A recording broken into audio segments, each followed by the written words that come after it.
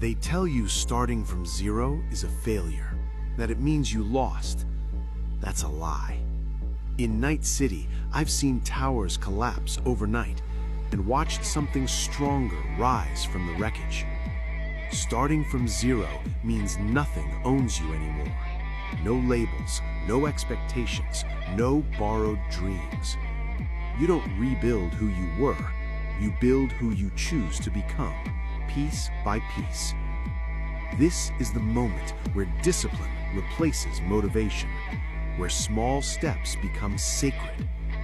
Wake up, move your body, breathe, repeat. The past can't follow you here. It doesn't have the clearance. Zero isn't the end. It's clean ground. And clean ground is powerful.